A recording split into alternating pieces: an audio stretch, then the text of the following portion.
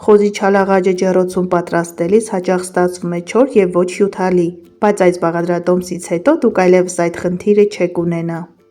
Այսօր ցույց եմ տալու, թե ինչպես տնային պայմաններում պատրաստել իսկական ռեստորանային չալաղաջ, անչափ հյութալի, փափուկ և լավ համեմված։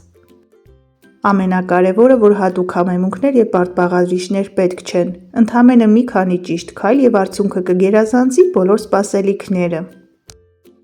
Դիտեք մինչև վերջ, որպեսզի բաց չթողնեք այն փոքր գաղտնիքները, որոնք ամբողջությամբ փոխում են վերջնական համն ու տեսքը։ Իդեալական համ ստանալու համար շատ կարևոր է խոզի մսի ընտրությունը, վերցրեք որակյալ միս։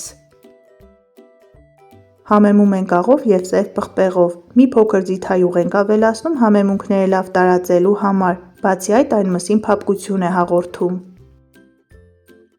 Շրջում ենք միսը, համեմում ենք նաև մյուս կողմից։ Որպես խավարդ կարող եք մատուցել տապակած կամ խաշած կարտոֆիլի, տարատեսակ փլավների հետ միասին։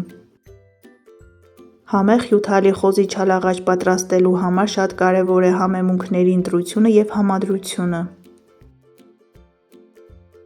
Ավելացնում ենք պապրիկա, թողնում ենք միսը մարինացվի առնվազն 1 ժամ, որքան երկար մնա, արդյունքը ավելի գերազանց կստացվի։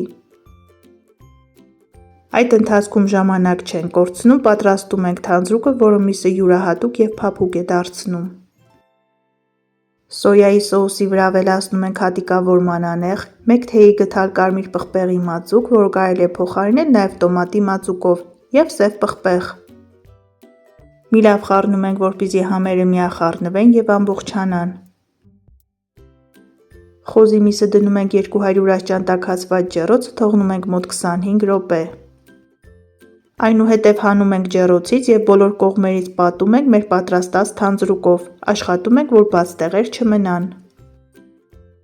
Այսպես դնում ենք ջեռոցը, թողնում ենք ևս 5 րոպե։ Չեք պատկերացնի, թե ինչ անուշ բույր է տարածվել իմ խոհանոցում։ Մի փոքր թթվաշ օրիգինալ համ հաղորդելու համար ջեռոցից հանելուց հետո ցողում ենք նռան օշարակով։